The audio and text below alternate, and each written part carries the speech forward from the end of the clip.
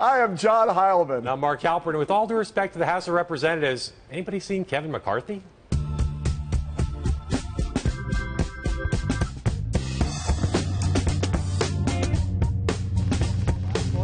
get another one.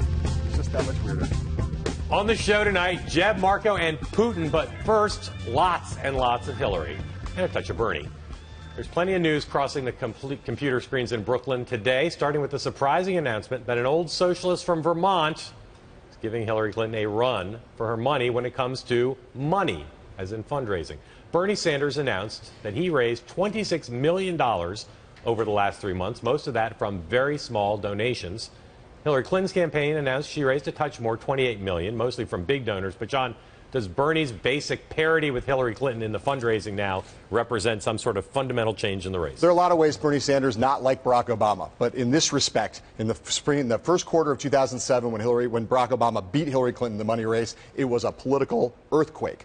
This is not quite that big an earthquake, but it is a big deal. Right. How he raised it and parity, Look, both big when deals. Barack Obama was a rough parity with Hillary Clinton, he had both small donations and bundlers and a lot of Wall Street money. Sure. Sanders is basically doing this with small donations. Yes. As everybody in politics knows, small donations mean you can keep going back to those people, raising more and more. They're not maxed out. The one thing about the Clintons in politics that I have learned in covering them since the early 90s, they hate to be outspent. They hate when the other side has a lot of money. This is a big deal, and it means that if Sanders continues to have success, that virtuous cycle will continue. He will raise a lot. Sanders' people know certain things. They know what it costs to run in Iowa. They know what it costs to run in New Hampshire. They now have enough to compete in Iowa and New Hampshire. There's only so much airtime. There's only so much you can spend. They need to meet that bare minima, and they've done it by the third quarter, way ahead of their schedule. That makes him very dangerous to her in those first two contests. And I'll say it again, meet me at camera 2. There is only so many of Hillary Clinton's donors that she can go back to. Most of them have maxed out under the law. They've written a maximum $2,700 check. Sanders, vast majority of his contributors, he can go back to them again and again over the next few months, and that is huge danger for her.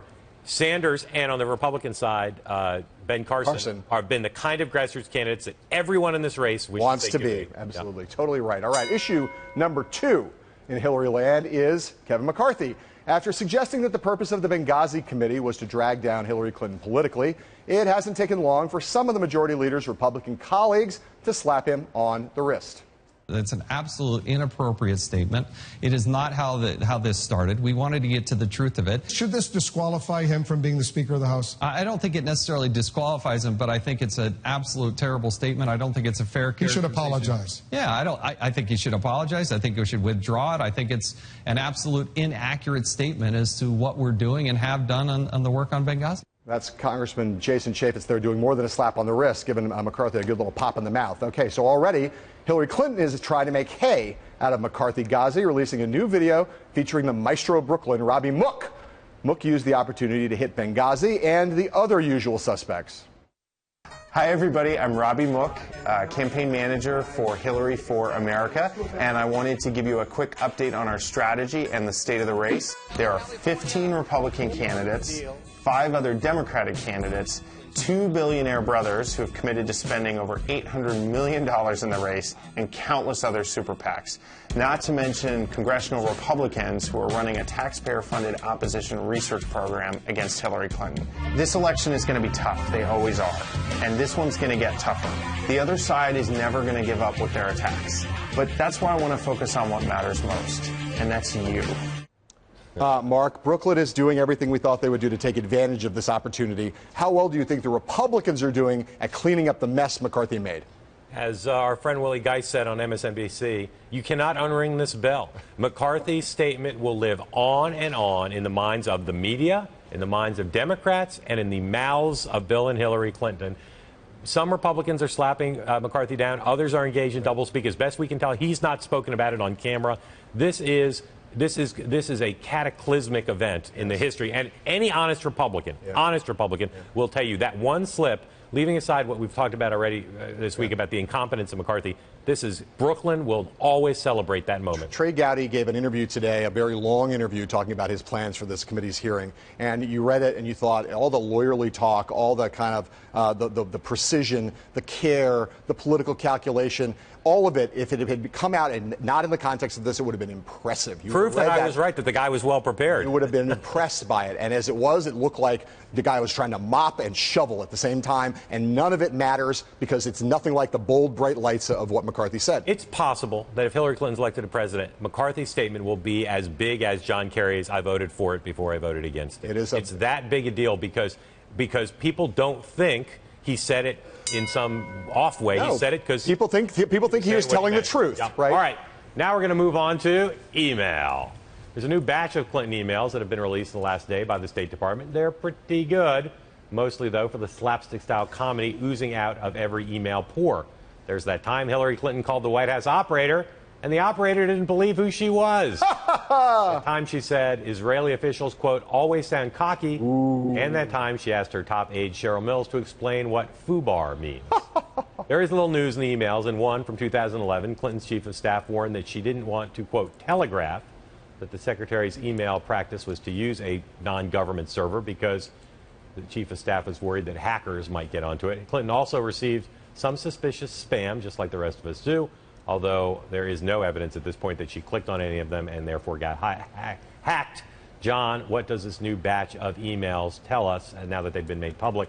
And is Hillary Clinton's political situation worse because of them? Context is all, Marcus, all. And in this context, the timing of these emails coming out in the context of Kevin McCarthy's statement back to Mr. McCarthy. but it's just totally overshadowed them. No one's paying attention to this. No one cares. I don't think there's anything. The magnitude of the quote scandal is what it is. There's nothing, I think, that really moved the ball forward in these new emails, even if we were paying attention. But the truth is, no one's paying attention. If the McCarthy thing is somehow surmounted over time or in some way, I don't know how that would be. But if that happened, I think the main thing for me is, once again, shows how cavalier they were about her using the private server. Obviously, they should have known that it was susceptible to being hacked. Here it is clear that they knew they needed to keep it on the down low so that people wouldn't hack it, that she was getting spam. It once again shows the irresponsibility of Secretary Clinton. And we now know there's double the number of classified emails that passed through that server. I believe that's the other piece of news that emerged.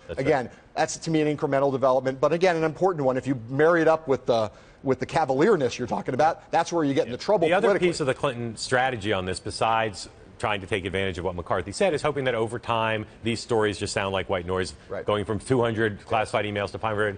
All that is true, and it goes back once again. The hearings were the time when the Republicans could do it. To clarify. I will say, though, there's one other element which is not subsumed by this. 3 letters, FBI. It's still the case that if the FBI investigation yields some sort of indictment of whether the server was classified or indictments, McCarthy's thing won't matter nearly as much. I was sure you were going to say some other 3 letters, but I'm not sure which. Okay, coming up, Jeb Bush lays the smack on Marco Rubio and what it means for your weekend after this.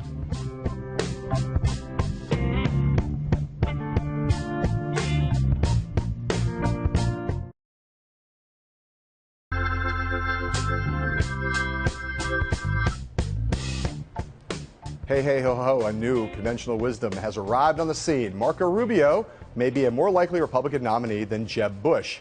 Jeb and Marco have long had a whole Mr. Miyagi Karate Kid thing going on, except I don't remember the part of that movie where Pat Morita tries to uppercut Ralph Macchio, which is kind of what happened this morning on Morning Joe when I asked Jeb about his old mentee's ability to lead. Let me just ask you a question about Marco Rubio.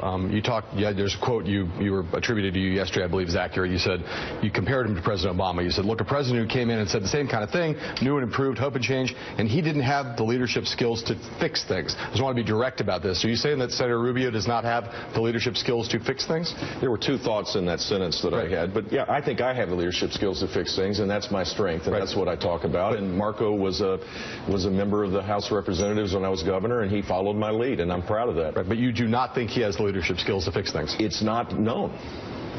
Barack Obama didn't end up having them, and he won an election based on the belief that people had that he could, and he didn't even try. Mark, on the basis of that and other sightings of Jeb Bush, how do you think Jeb is dealing with the Marco Rubio threat? I think that is the line of argument he's going to have to take. I think based on Senator Rubio's age and experience and Jeb's age and experience, that is probably potentially at least effective. But his heart is not. His heart is not totally in it yet. His basic argument is that I was the big dog, I was the master, and he was the puppy. And he was a very good puppy. He was very obedient. He followed me right behind me, and Loved having a puppy. I liked throwing a bone to him every once in a while. It was a very good relationship. I was very happy with that. Jeb Bush has 99 problems. Marco Rubio is one of them currently, and it's a big one because if the third quarter money comes out, if there are more endorsements, if the Walker people start to disperse, and all that goes towards Rubio, and Rubio now ahead of Bush in most polling, Jeb has a problem. The main thing that's interesting about all of this is the fact that Jeb thinks he has a Marco Rubio problem. Yeah. I think he does. I think he's right. They have from the beginning. But he's managed to not do this until now. So now it turns out that the conventional wisdom is a wisdom that they share. It's not just the conventional wisdom saying Marco is a real threat to take the nomination. Within Jeb world, it's evident that they believe that is true. I ask people all the time, who can be nominated? Bush used to be on almost every list. Now their list Bush is not on from smart people. Rubio, every list. Yes. It's on every list. Correct. All right, here's some karma. At the last Republican debate, Senator Rubio predicted that the Russians would soon fly combat missions over Syria, not only targeting ISIS, but to, quote, prop up Assad, all the while arguing that the United States is an unreliable partner. Guess what? All that is happening. Russia says its airstrikes have destroyed a dozen ISIS targets. John, how will all what's going on in Syria now affect American politics? Well, look, there's one of the things about foreign policy is that when there's a bogeyman attached to it, it becomes a much more salient issue to a lot of voters. Last year, we saw beheadings. That managed to crystallize the ISIS debate. Now we have Putin. If Putin was not doing what he's doing in Syria, would not be nearly as salient an issue. But a lot of Republicans, a lot of Americans, fear, hate, despise Putin. So this is now, I think, going to move into the center of our foreign policy debate on the president, on the campaign trail, and elsewhere. Even though Hillary Clinton made some different arguments about how to proceed in Syria as Secretary of State and since she left office, this could end up being a huge foreign policy crisis going into the presidential year, and she will have to deal with defending President Obama to some extent or really turning on him, and that's going to be a tough choice. Who lost Syria? What would you do about Syria? And the questions of what would you do if you were sitting across from Vladimir Putin? Those are going to be recurring questions over and over again. Every candidate's going to have an answer to that. I think also, as if the crisis really, not just the refugee crisis, but what's going on the ground and confronting Putin becomes a crisis, it's going to be a chance and a challenge for President Obama once again as his term ends to say, can he get something bipartisan? Can he sit with Kevin McCarthy and Mitch McConnell and Harry Reid and Nancy Pelosi and figure out what is the unified American plan to how to deal with this? That'll be tough, particularly a lot of partisanship. I like the underlying assumption there that Kevin McCarthy will come out of hiding at some point in the future and we'll get to see him again. He's out and about. He's out and about. Oot and a boot. All right, we'll be right back with the man behind the new movie about Malala after this.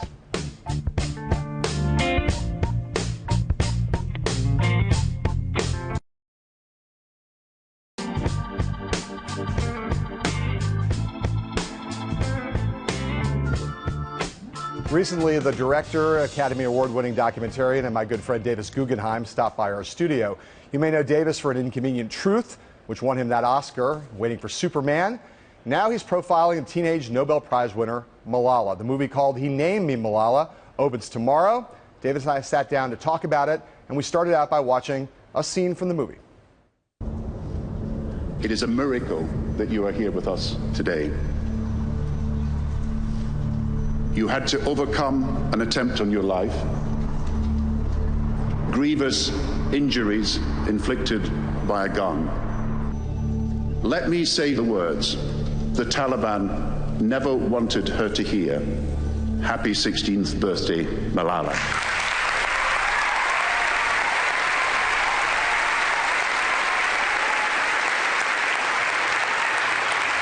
It is an honor for me to be speaking again after a long time.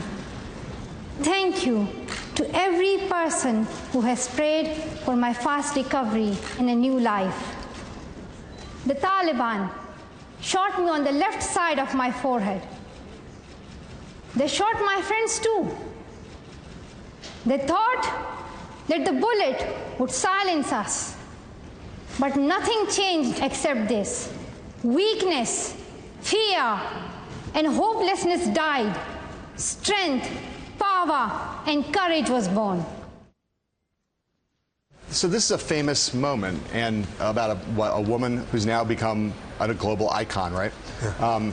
On some levels, totally obvious why you would want to make a movie about her.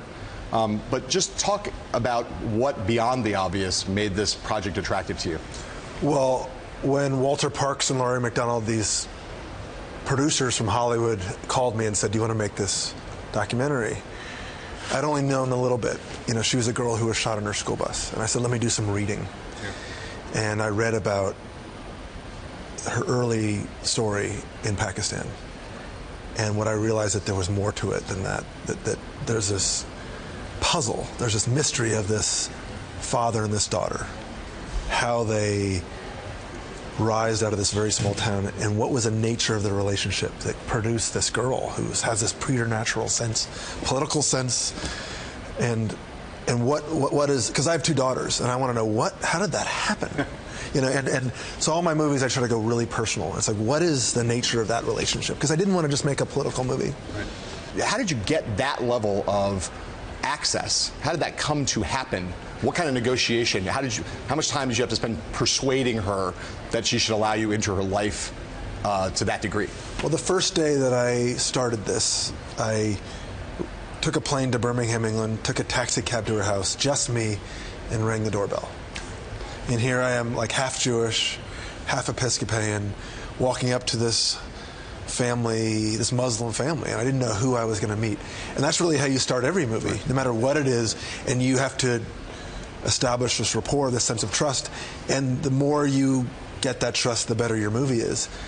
The beautiful thing is that they just welcomed me in, and they were very open, and it became this wonderful journey, this conversation between this man, his daughter, and me, and it's one of the great experiences of my life to get to know this family.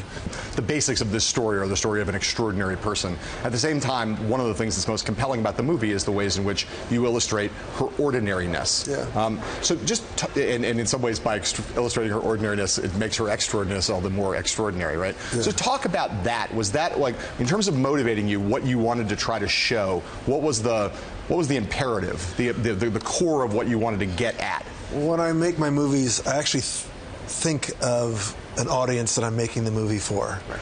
So when I made Inconvenient Truth, I thought about my cousins in Ohio who were Republicans. Like, I didn't want to make movies, that movie for my liberal friends in LA. I wanted to convince my Republican cousins that climate change was real. In this case, I had a very personal audience, which was my daughters.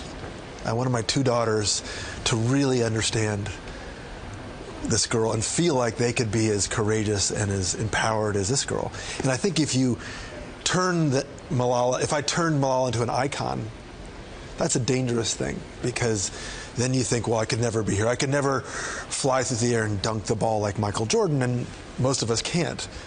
But I think that my daughters could be Malala, because she was just an ordinary girl. In fact, in so many ways, when you meet her, she just is an ordinary girl. She was an ordinary girl who made an extraordinary choice, which is to risk her life to fight for what she believes.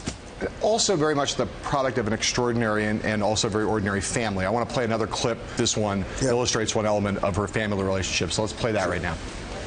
This is my youngest brother. He's a really good boy. He has a lot of energy. This is the laziest one. You see, look at the first impression. He's a okay boy.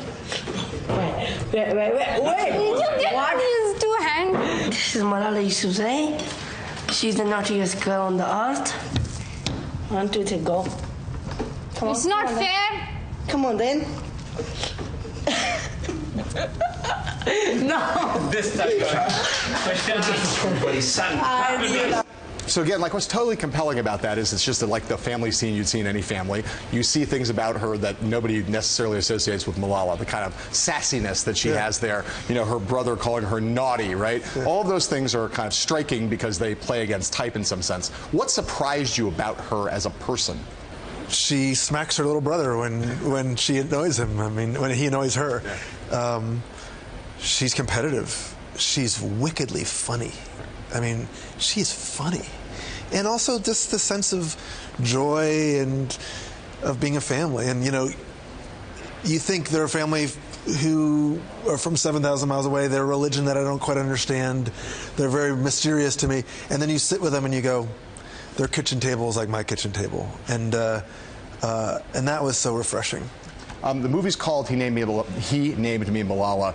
The he in that question is obviously her father. Talk about the ways in which she is a product of her father, and then talk about ways in which she's a product of her mother. Well, you know, my father, as you know, made great documentaries, and he was my teacher. And he always taught me as a filmmaker that the role of the filmmaker is to let the audience do half the work. You know, and a great filmmaker said that, you know, the role of the filmmaker is 2 + 2. The role of the audience is 4. And that's my oblique, pretentious way of saying that I don't want to explain the nature of this relationship. Right. But I think watching the movie, you get to really understand this very complex, very beautiful father-daughter relationship, which moves me. I have 2 daughters. My daughters are a complete mystery to me. They confound. My son is not a mystery. My son I can read complete. We don't always get along, but he's clear to me. My daughters are a mystery to me, and so I wanted to unpack this thing. There's something very deep and profound about these 2 people, right? And produce this incredible girl, and I wanted to know why, but I'm not going to tell you why. But you have to watch the movie to find out. There's no doubt it's essential, right? It's essential to who she is. And that's why I named the movie this, because I want to say, well, what do you mean he named me? Right. Who and why? And I want the audience to have to figure that out and draw their own conclusions. Is her relationship? And that's a gift to my father. Is her you know, I mean, sweet. You say sweet like... No, I say sweet like sincerely with all my heart. Like a cold-hearted journalist. Well, maybe. Is her relationship with her mother as essential? Yeah. Yeah. I mean, everyone asks about her mother. She's much more traditional, and in some ways is sort of not as in the foreground in the movie as her father. Absolutely isn't in the foreground. And part of it's tradition. As a Pashtun woman, being on camera is seen as a little bit immodest. But her mother, when you go into a house, you know who runs the joint. And her mother runs the joint. And Malala gets her mission and her passion from her father, but she gets her moral strength. I mean, she is really strong. And you know, Malala does. And she gets it from her mother. Our great thanks to Davis Guggenheim. He Named Me Malala opens tomorrow. You can watch our extended conversation with Davis on BloombergPolitics.com. We will be right back.